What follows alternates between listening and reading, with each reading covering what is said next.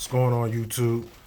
What's going on, everybody? I just want to shoot another video real quick, just to talk about or keep the conversation going as far as modded motors and different things and stock motors and so on and so forth. Whereas though let's say you want to mod your motor and everything, but you really don't want to send it off and so on and so forth. Which there's some good modders out there, that know they stuff, but a slight little, let's just say backyard type of way of doing it and everything, is you can just switch out. You can buy replacement parts for motor A, that's a different part number versus motor B. And that's pretty much what the OEM manufacturers are doing. And then they're having different brands, rebranding the motor and everything and selling it to the public as if it's some, the new hotness. You know what I'm saying? Like, this is just the latest flavor of the month, when essentially it's the same motor, And case in point, I printed out 2 exploded views of 2 different motors from the same company. And ironically, even though they got different names, sell for around the same price if you find them in the stores and everything, ironically, one of them is actually discontinued as far as Novarossi making it. And I found that out because I went to Novarassi's Italian website, which is Novarossi. I just Google Novarossi, and then when you see a link come up that says novarossi.it, go to that website. And that's, I guess they main website or whatever. But if you go into the engines, and once you get up to, click on, top, Rex, Nova, whatever, off-road, then click on any one of the engines, the Mephisto, the Elite, Roland, whatever. And then once you get to there, just go, once you get to 3.5 cc, once you get to that, where it brings up all of their 3.5, their .21s. If you scroll to the bottom of the page, you'll see out of production engines. Click on that link, and they got a whole list of all of the motors or engines that is no longer being produced. And through that link is where I came across the Virtus.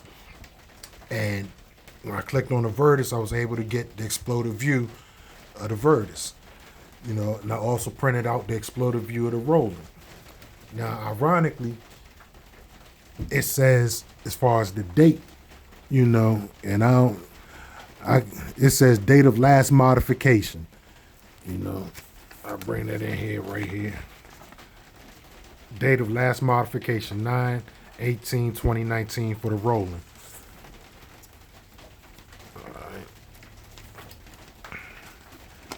Date of modification, last modification for the Virtus, 9/18/2019. It's kind of funny, ain't it? That here it is, you got an out of production motor and stuff, but it's got, the same date and everything of last modification. Now, that could be some legal stuff or whatever the case may be, but that makes me want to dig a little bit deeper.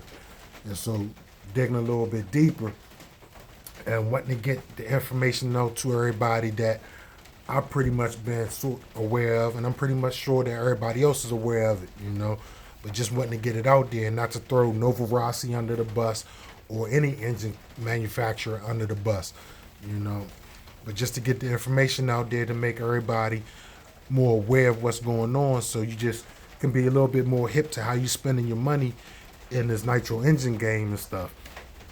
I printed out both exploded views, and what I come to see is every part number for the Roland, except for, I believe it's 2, is the exact same as every part for the Novarossi Virtus, which is out of production, from the carburetor part numbers. Both of them got the same carburetor part number. If you look at the button head number right there, 02613 /R, let's go to the Virtus. part number 02613, and there's a \S for one part number. And I say that \S is because the Virtus came in a steel version or a ceramic version. So now, let's see, let's get this back line back up. You know, I want to make sure I can try sort of keep that in view. You know, let me get this up a little bit. Hopefully, you know, hopefully that'll be a little bit clear and everything. Hopefully y'all can see all of the part numbers and stuff. But y'all can pause the video anytime and fact check what I'm saying. You know, all of the part numbers are exactly the same except for 2. And if you go anywhere, any website, and you're able to pull up both motors just to see the engines physically side by side or whatever, you know, you'll see that both of them got offset carburetors, the whole 9. Well, you go down the right side of this exploder view, every part number on this side is the exact same as every part number on this side. Now, where it gets different is once you come down the left side right here, every part number is the same until you get to the rear bearing and until you get to the crankcase. Every part number is the exact same from this Virtus to this Roland until you get to the rear bearing and the crankcase. Now even the back plate, same part number. The O-ring for the back plate, right there, right here, same number. Now let's compare apples to apples. The steel version for the Virtus was 16, the steel version bearing. So the rear bearing, boom, follow the line, rear bearing. 16001 for the steel. Now on the Roland, boom, that's the part number. Follow the line to the bearing, so I ain't tripping. 16005, 2 different part numbers. Now let's go to the crankcase. Part number 09035N for the Virtus. Part number for the Roland 09042-N for the crankcase for the Roland. So for whatever reason, they got 2 different crankcase part numbers. Only thing I can figure out for that is because that bearing is different in the rear, something else has to be different. Well, if we look at the cranks, it's the same crank part number, 15029. So it ain't the crank that's different. We know the head not different. Well, let's look at the inside of the engine. The rod got to be different. Well, here go the rod number. 07009 for the Virtus, going to the rod. 07009 for the Roland, going to the rod. Well, that's the same. Damn, well then the piston sleeve must be different. All right. So this whole circle right here this is the part number. 08094. Follow the line, goes to the circle. That circle encompasses all of that. And that's on the Virtus. On the Roland, 08094. Follow the line, it goes to that circle and encompasses all of that. So obviously that's all the same. You know, so like, you know, what's really different, you know? If I look right here at the circlip, all right, that's different. 05001 on the left for the Virtus, 05000 for the Roland. But then when I go to the opposite side, here goes a 05000 on the Virtus. Follow this one on the Roland, 05001.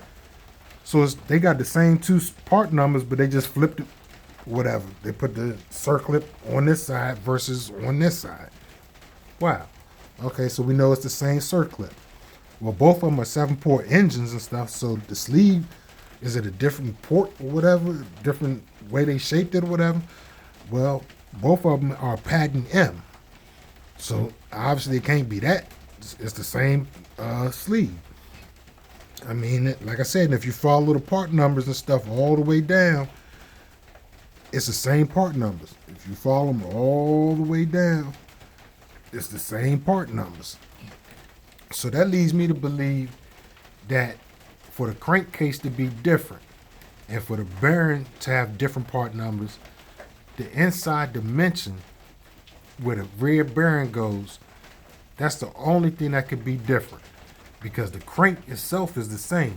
So the inner diameter of the bearing has to be the same, but the outer diameter of the bearing could be a little bit different. So they could have just molded the vertice to have a little bit different dimension on the inside of the crankcase for the rear bearing. But everything else could possibly be the same because if I look at the front bearing part number for the Roland, it's 17004, going right here. Well, here go the bearing on the vertice, follow the line, come down, boom. For a steel version, 17004. So the front of the crankcase is exactly the same. So what's really good? So obviously, the crankcase has to be pretty much identical. They're both 7 ports.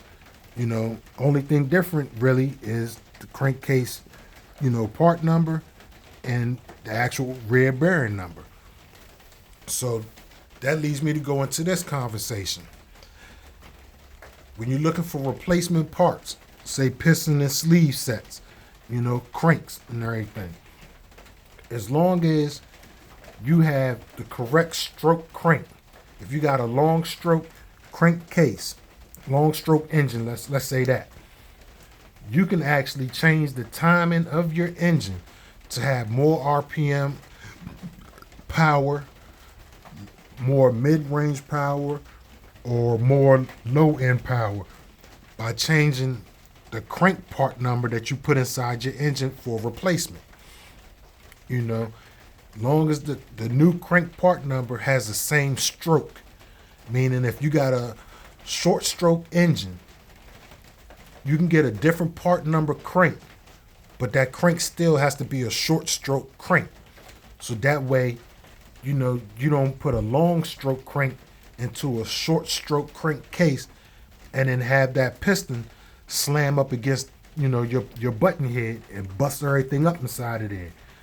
But if you got a different part number with the same stroke, the only difference is going to be is the timing, maybe the material, they got the new DLC coated cranks and stuff, that could give it a new part number. But all of that aside and everything, if you're just saying, okay, I want a different part number, but I got a steel crank, no DLC coated. You want to just get another steel crank, no DLC coated. You can get a different part number, like I said, as long as it's the same stroke. It'll just have different crank opening timing, opening and closing timing. And just with that little difference right there, you can change the characteristics of your engine. And say you had a mid-range top-end motor, you can get a different crank part number. Like I said, same stroke and everything, but it may change your characteristics to more of a low-end mid-range motor. And that may be what you're looking for, So instead of buying a whole new engine, you can just buy replacement parts. Same with the sleeves. Say you got a 3-port motor or a 5-port motor or a 7-port motor, whatever ports. You can get a different part number that's the same amount of ports. Your crankcase is already going to be made for, let's just keep it simple. You got a 5-port crankcase. You can get a different part number and it's still a 5-port sleeve. So it'll go with your 5-port crankcase.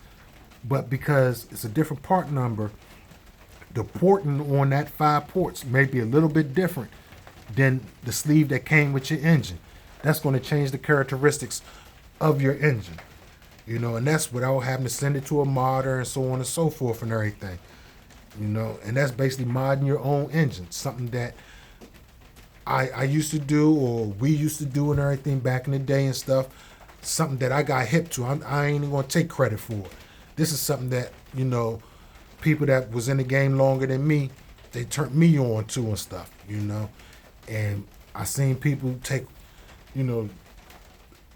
motor A and motor B, 2 different brands, but basically made by the same OEM manufacturer, you know. But brand B, they wanted their sleeve, you know, to have this port number on it or whatever. And when I say port number, I mean, you know, the timing of when the ports are opening and closing, meaning where the ports are actually cut into the sleeve. They may be cut a little bit higher than brand A. They may be cut a little bit lower than brand B. That's going to change, you know, the timing of them opening and closing, which is going to change the power characteristics of the engine. So it may go from top end to, you know, low end. It may go from low end to more mid range, so on and so forth. And all of that could be done cheaper than actually buying a whole new motor, because you may be able to get the piston and sleeve set, you know, for say $100 versus paying $200 for brand B motor when you got brand A and you running good, you know. And that's, you can just stock up on different piston and sleeve sets. You can buy a five port motor, a 3-port motor, and a 7-port motor. Now you got all your ports, you know, as far as that is concerned. In general, you got all 3 different, you know, configurations of ports.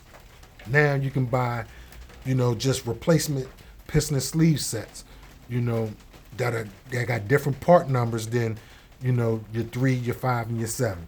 So you buy another 3-port piston and sleeve set that got a different part number from the 3-port engine parts that you got.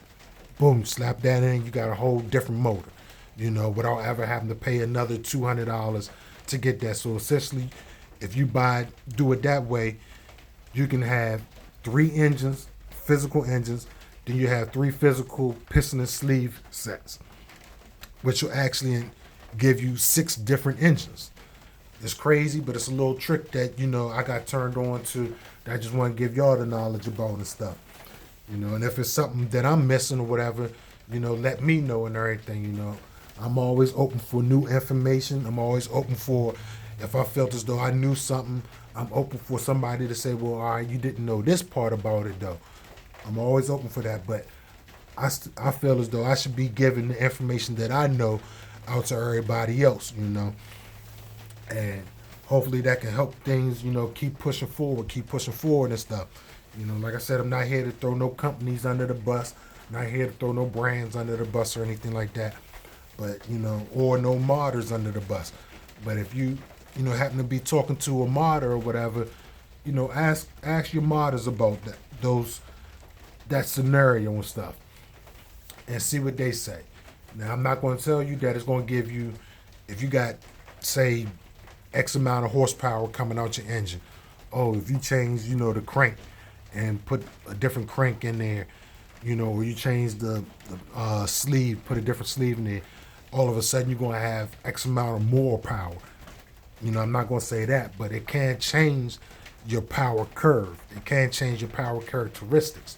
And that's good enough, you know, for the backyard modder and everything, without actually having to send their motor off, paying for that, you know, paying for it to come back, whatever, however they do that and everything, you know, and then paying for it to be modded, waiting the time and stuff. You can do all that yourself without ever actually having to cut on your motor and taking that risk, you know. But just something to put out there, you know. And I ain't, like I said, I ain't trying to slow nobody money up for the modders and for the companies or anything. But I just want to make sure that us, the public, you know, we informed on what's going on and stuff as far as with this Nitro engine game. And with that being said, you know, I'll holler at y'all on the next one. All right.